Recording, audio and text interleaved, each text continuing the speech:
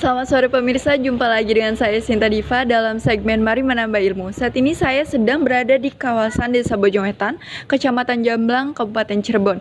Tepatnya saat ini saya juga sedang berdiri berada di depan rumah salah satu warga Desa Bojongwetan, yaitu rumah Bapak Didi. Beliau merupakan seorang petani sekaligus pemulia padi.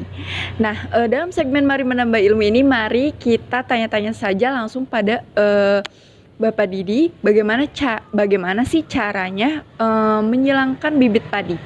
Ya pemirsa, langsung saja saat ini di samping saya sudah ada Bapak Didi. Selamat sore Bapak. Selamat sore. Kalau boleh tahu Bapak ini sedang melakukan kegiatan apa nih Pak? Sedang melakukan kegiatan buat tanam padi dari hasil silang gitu. Jadi pertama ya harus digemburkan dulu tanahnya, maka baru kalau sudah bagus lahannya nanti itu disiapkan benihnya. Oh seperti itu, jadi ini proses penggemburan tanah sebelum ditanamkan benih padinya ya Pak ya? Iya. Oke baik. Bapak, kalau boleh saya tahu, Bapak sudah berapa lama menjadi petani dan menjadi pemulia bibit padi ini Pak? Sebenarnya sejak dari turunan lah gitu. Soalnya kakek buyut saya kan jadi petani. Nah, jadi generasi ke generasi kali begitu. Oh begitu. Jadi sudah lama lah ya Pak ya? Iya.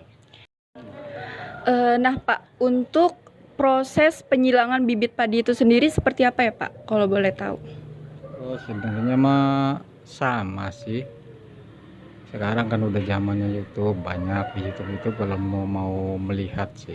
Soalnya di sini untuk mempraktekkan itu tidak ada bahannya. Baru itu tumbuhan satu padi saja. Nah, sedangkan langkah-langkah yang harus ditempuh untuk menyilangkan suatu benih padi itu pertama kita harus tahu usia keluarnya male padi tersebut. Misalkan contoh padi berumur panjang dengan padi berumur pendek. Nah, kita harus tanam dulu yang berumur panjang. Sekiranya ketika keluar padi, keluar malenya padinya tuh sama.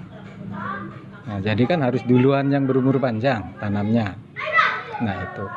Setelah itu, misalkan sudah keluar male, nah kita amati tuh, apakah sudah siap untuk disilangkan padi tersebut.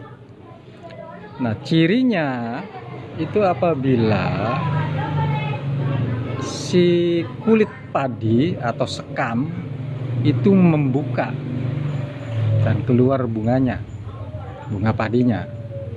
Nah, tinggal bagaimana kita itu mensterilkan dari bunga-bunga tersebut supaya jangan masuk menjadi persilangan sendiri gitu. Jadi harus disterilkan. Nah, berhubung nggak ada itu bahan untuk menerangkan untuk prakteknya, jadi secara obrolan sajalah gitu. Iya baik, tidak apa-apa. Nah, tadi kan kata Bapak itu mensterilkan ya Pak, itu iya, seperti apa Pak?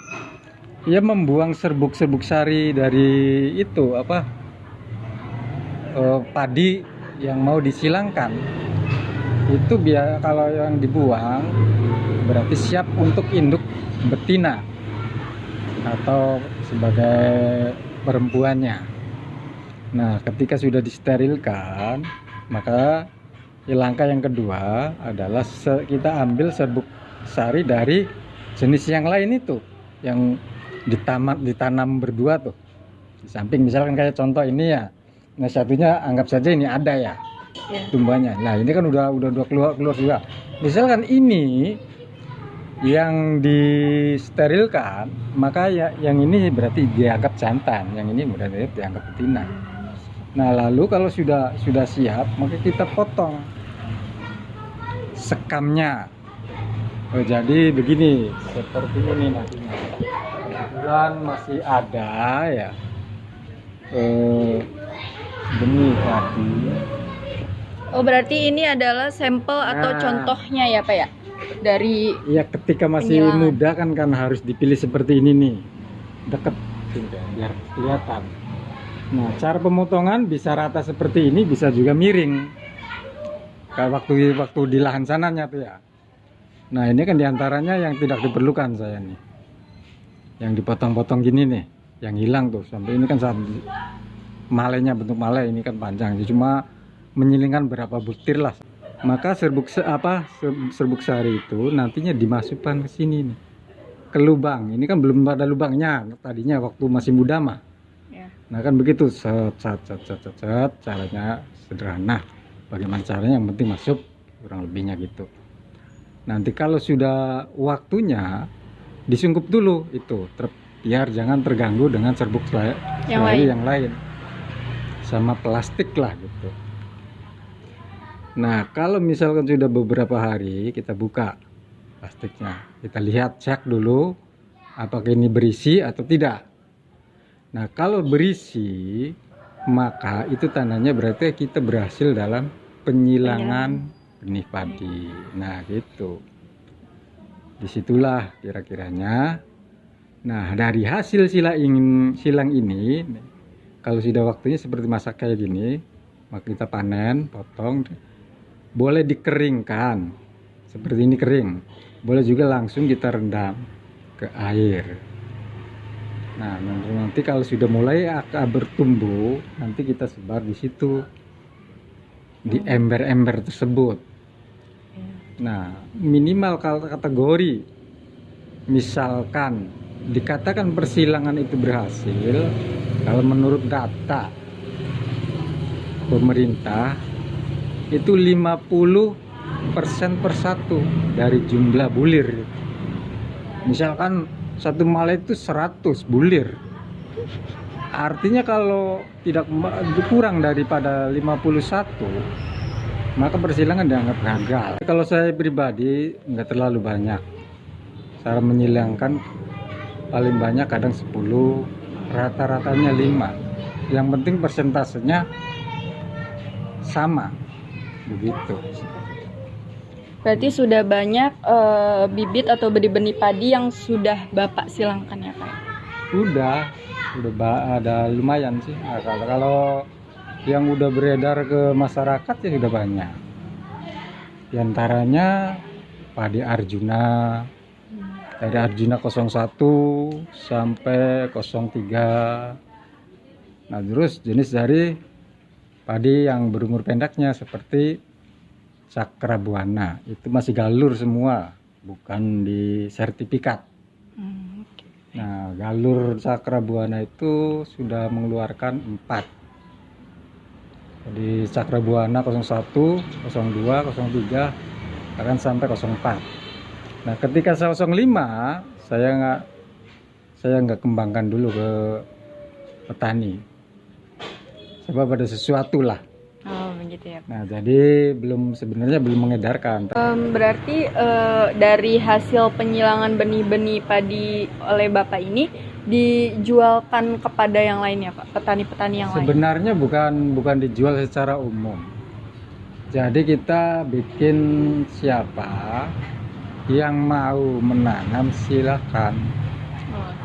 Jadi bukan istilah jual beli bebas. Kan harus ada undang-undangnya kalau kita jual beli bebas. Jadi istilah untuk kalangan sendiri, begitu, untuk kalangan sendiri. Jadi kalau yang berminat itu seperti itu ya, jadinya kan kita harus jadi satu grup dalam anggota. Nah begitu kira-kira lah. Baik Pak, untuk tadi barusan Bapak sudah menjelaskan dengan secara detail ya pemirsa, bagaimana cara menyilangkan padi. Nah sekarang saya ingin bertanya Pak, untuk proses penyilangan padi itu sendiri apakah hanya padi dengan padi saja, ataukah boleh juga melalui misalkan benih dari gandum ataukah jagung seperti itu Pak? Sebenarnya begini ya deh. Secara pada umumnya memang padi silangan dengan padi. Nah kalau padi disilangkan dengan non padi, itu artinya sudah berbeda. Nah, kemudian yang jadi permasalahan, tingkat kesulitan pun akan berbeda. Sebab bukan satu jenis. Nah, pernah saya dengar dari teman, jangankan sama sorghum atau gandum kali ya di sana. Kalau sini saya belum menemukan gandum sih. Jadi yang tahu sorghum ya sudah, saya silakan dengan sorghum. Nah, jangankan sorghum ya, dengan padi saja yang berbeda jumlah kromosomnya itu sulit. Nah, contohnya ini dari pembicaraan teman-temannya, itu awalnya padi basmati itu sulit untuk disilangkan dengan padi yang ada di Indonesia. Itu katanya, sebab dari Balai Pertanian itu mengatakan seperti itu katanya nih. Nah, akan tetapi kabar terbaru dari pertanian, dari pihak pertanian ya, dari pemerintah itu sudah bisa menyilangkan padi basmati dengan padi yang ada di Indonesia. Nah, dan sudah keluar kali kalau nggak salah, tapi saya belum tahu pasti itu. Nah, jadi secara logika kita orang awam gampang saja sih. Apa salahnya sih kita mencoba? Betul ya. Nah, dari situlah awal niat saya menyilangkan padi dengan sorghum. Dan alhasil, alhamdulillah banyak, walaupun padi jenis ini yang sangat berbeda karena mempunyai cabangan seperti kayak pohon berarti ya. Nah, di satu batang itu ada 2-3 malai. Nah, tetapi saya tidak keluarkan ke para petani. Mengapa demikian? Saya takut kena hukum. Sebab belum tahu apakah boleh padi dengan non padi itu menurut hukum pemerintah. Nah, di situ. Jadi tidak sembarang saja ya Pak ya? Iya, jadi kan kalau saya uji coba, ya kan dibolehkan kalau uji coba. Nah, ini kan saya masih tahap terus uji coba, termasuk boleh bilang penelitian sendirilah gitu. Ya. Baik, terima kasih Bapak Didi. Tadi sudah cukup sangat detail sekali menjelaskan bagaimana informasi dari mulai penyilangan benih padi, lalu jenis padi apa saja yang bisa disilangkan. Terima kasih banyak Bapak atas waktunya. Sukses selalu untuk Bapaknya. Terima kasih ya. Ya, sama. Baik pemirsa, sekian laporan informasi segmen Mari Menambah Ilmu dari saya, Sinta Diva melaporkan, dan sampai jumpa di segmen berikutnya.